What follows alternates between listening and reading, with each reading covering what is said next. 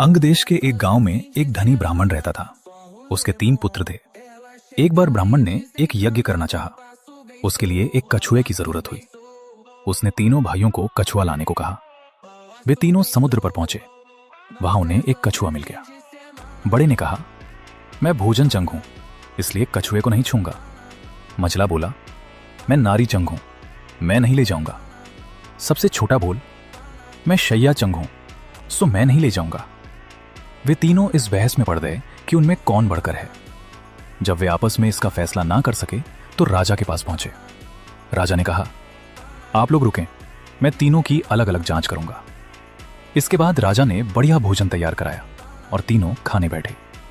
सबसे बड़े ने कहा, मैं खाना नहीं खाऊंगा, इसमें मुर्दे की गंध आती है। वो उठकर चला।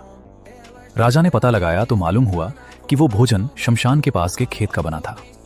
राजा ने कहा, तुम सचमुच भोजन चंग हो, तुम्हें भोजन की पहचान है। रात के समय राजा ने एक सुंदर स्त्री को मझले भाई के पास भेजा। ज्यों ही वो वहां पहुंची कि मझले भाई ने कहा, इसे हटाओ यहां से। ज्यों ही वो वहां पहुंची कि मझले भाई ने कहा, इसे हटाओ यहां से, इसके शरीर से बकरी का दूध की गंध आती है।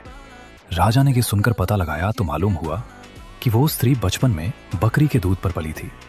राजा बड़ा खुश हुआ और बोला, तुम सचमुच नारी चंग हो।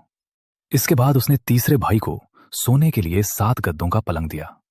जैसे ही वो उस पर लेटा कि एकदम चीख कर उठ बैठा। लोगों ने देखा उसकी पीठ पर एक लाल रेखा खींची थी। राजा को खबर मिली तो उसने बिछौने को दिखवाया। 7 गद्दों के नीचे उसमें एक बाल निकला। उसी से उसकी पीठ पर लाल लकीर हो गई थी। राजा को बड़ा अचरज हुआ।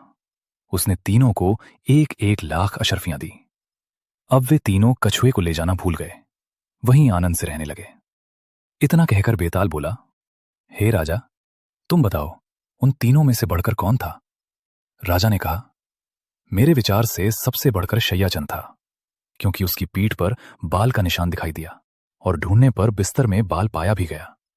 बाकी 2 के बारे में तो ये कहा जा सकता है कि उन्होंने किसी से पूछ कर जान लिया होगा।